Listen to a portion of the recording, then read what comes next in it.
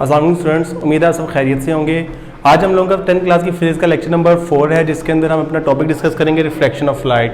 हम लोगों ने लास्ट में जो डिस्कस किया था रिफ्लेक्शन ऑफ लाइट था। रिफ्लेक्शन ऑफ लाइट के अंदर जो हमारी लाइट होती है वो टर्न बैक कर जाती है, बिल्कुल बाउंस बैक कर देती है, जबकि रिफ्लेक्शन में ऐसा नहीं होता। लाइट एक मीडियम से दूसरे मीडियम में दाखिल हो जाती है, लेकिन हल्की सी बेंडिंग के बाद। बेंडिंग का मतलब क्या है? फॉर एग्जाम्पल ये हमारे पास मीडियम है एयर और ये है ग्लास। लाइट इधर से आई, इधर से ऐसे कराई, इसके साथ हल्की सी बेंड हो गई, स्ट्रेट नहीं आ रही, आप देख रहे हैं बेंड होके आ रही है। रिफ्लेक्शन ऑफ लाइट में सबसे पहले हम इसकी थोड़ी सी स्टेटमेंट पर मतलब इसको थोड़ा एक्सप्लेन करेंगे। Bending of light as it passes from one transparent medium into another, यानी बेंडिंग ऑफ लाइट होती है जब हम पास करते हैं एक ट्रांसपेरेंट मीडियम से दूसरे के अंदर, यानी एयर भी ट्रांसपेरेंट मीडियम है और ग्लास भी ट्रांसपेरेंट मीडियम है।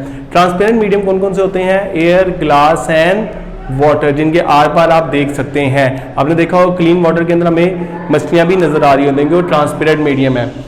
ये हमारे पास रिफ्लेक्शन की डेफिनेशन हो गई। रिफ्लेक्शन को डेफिनेशन कह सकते हो या इसको थोड़ा सा एक्सप्लेनेशन कह सकते हैं हम। अब अगर हमारे पास डायग्राम है, डायग्राम के अंदर देखें ये लाइट आ रही है, इंसिडेंट रे, इंसिडेंट इस यानी ये एयर का मीडियम है, ये ग्लास का मीडियम है। ग्लास के एसिड कर रही है तो बेंड हो गई है, नॉर्मल की तरफ बेंड हो गई है। ऑन एंगल ऑफ इंसिडेंस यहाँ पर बनेगा, नॉर्मल ड्रॉ करने के बाद एंगल ऑफ रिफ्लेक्शन यहाँ बनेगा। ये हमारे पास angle of incidence, angle of reflection है, जिसको हम आगे लॉज में एक्सप्लेन करेंगे कि इनकी वैल्यू कैसे फाइंड की जाती है, ये वैल्यू इनकी क्या होती है। उससे पहले इधर देखिए, जब एयर रेयर मीडियम है, रेयर का मतलब हल्का, और ग्लास जो है वो डेंसर मीडियम है, डेंसर का मतलब भारी। अब जब जो लाइट है वो रेयर मीडियम से डेंसर मीडियम में दाखिल हो रही है तो नॉर्मल की तरफ मुड़ती है, लेकिन जब जो लाइट है डेंसर मीडियम से रेयर मीडियम में, आप देख रहे होंगे ये डेंसर है और एयर दोबारा एयर में वापस आ रही है इमर्जिंग रे के शुरू में। जब डेंसर से रेयर में वापस आती है तो लाइट नॉर्मल से अवे बेंड करती है। देखिए नॉर्मल से, अगर हम इसको स्ट्रेट लाइन में नॉर्मल ड्रॉ करें तो नॉर्मल से अवे बेंड कर रही है, यानी रेयर से डेंसर में आएगी, नॉर्मल की तरफ मुड़ेगी। डेंसर से रेयर में जाएगी तो नॉर्मल से अवे टर्न करेगी, बेंड करेगी।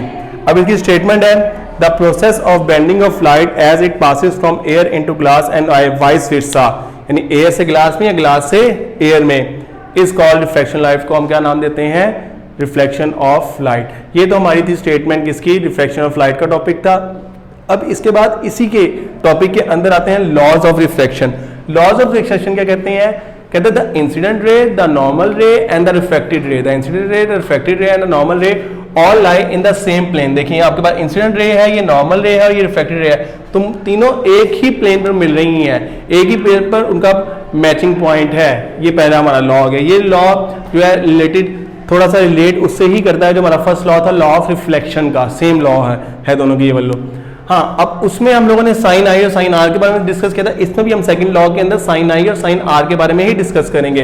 The ratio of the sine, उसके अंदर इज इक्वल टू, इसमें रेशियो आ गई, the ratio of sine of angle of incidence, angle of incidence sine का, एंगल ऑफ इंसिडेंस का हमने साइन लेना है, फिर the sine of the angle of reflection R, और किसका? रिफ्लेक्शन का एंगल ऑफ रिफ्लेक्शन आर का साइन की रेशियो जो है वो बराबर होगी कांस्टेंट के, जिसको हम शो करते हैं एन के साथ। ये एन क्या है, ये टॉपिक के एंड तक इंशाल्लाह आपको पता चल जाएगा। फिर ये लॉस के बाद हमारे आती है speed of light. Speed of light जो है डिफरेंट मीडियम्स में डिफरेंट होती है, ठीक है। इधर क्योंकि हम लोग अभी 3 मीडियम को डिस्कस कर रहे हैं तो हम 3 मीडियम के वाले से ही डिस्कस करेंगे। स्पीड ऑफ लाइट जैसे कि हमने 9th क्लास में भी डिस्कस किया होगा, लाइट की स्पीड बहुत तेज होती है, हमारी सोच से भी ज्यादा तेज। अब इधर हम बताएंगे कि लाइट की स्पीड जो एयर के अंदर है, हवा के अंदर जो है वो 3 × 10⁸ मीटर पर सेकेंड, यानी ये आपके पास 3 × 10⁸ सेकेंड मीटर डिस्टेंस कवर करती है सिर्फ 1 सेकेंड के अंदर। फिर लाइट इन वाटर, जैसे ही डेंसर मीडियम होता है तो उसकी जो वो क्या कहते हैं स्पीड है तो कम हो जाती है, 3 से सीधा 2.3 पर आ जाएगी, ठीक है, 2.3 × 10⁸ फिर लाइट इन ग्लास जो है वो 2 हो जाएगी, 2 × 10⁸ मीटर पर सेकेंड। ये हमारे पास speed of light in a medium है। अब जो स्पीड ऑफ लाइट चेंज हो रही है मीडियम में, उसको हम एक टर्म को नाम देते हैं इंडेक्स ऑफ रिफ्रैक्शन या रिफ्रैक्टिव इंडेक्स। यानी स्पीड ऑफ लाइट का चेंज होना मीडियम के चेंज होने की वजह से उसको हम रिफ्रैक्टिव इंडेक्स या इंडेक्स ऑफ रिफ्रैक्शन का नाम देते हैं। अब रिफ्रैक्टिव इंडेक्स की डेफिनेशन मैंने कहा था ये एन आपको लास्ट में पता चल जाएगा। रिफ्रैक्टिव इंडेक्स को शो करते हैं हम लोग एन के साथ, ये रिफ्रैक्टिव इंडेक्स की एक किस्म है।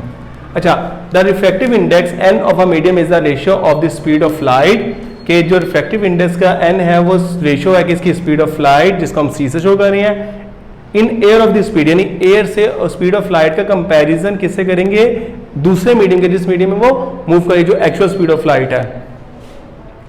अच्छा, और speed of light in the medium यानी n इज इक्वल टू सी और v इसका फॉर्मूला है। ये आज का हमारा टॉपिक था रिफ्लेक्शन ऑफ लाइट का, ठीक है। हमारी 2 टर्म्स कंप्लीट हो गई हैं, reflection of light, refraction of light, और हमने स्फेरिकल मिरर्स के बारे में पढ़ा था। अब ये आगे हमारी एक टर्म रह गई है, इसकी टोटल इंटरनल रिफ्लेक्शन क्या होता है। फिर हम उसके बाद जो डिस्कस करेंगे हमारे इनकी एप्लीकेशंस को डिस्कस करेंगे, ये अप्लाई कैसे होती हैं और रियल लाइफ में हमारे कैसे काम आती हैं। उम्मीद है ये चीज़ें आपको समझ आ गई होंगी। इंशाल्लाह अगली दफ़ा मिलेंगे। अल्लाह हाफिज़।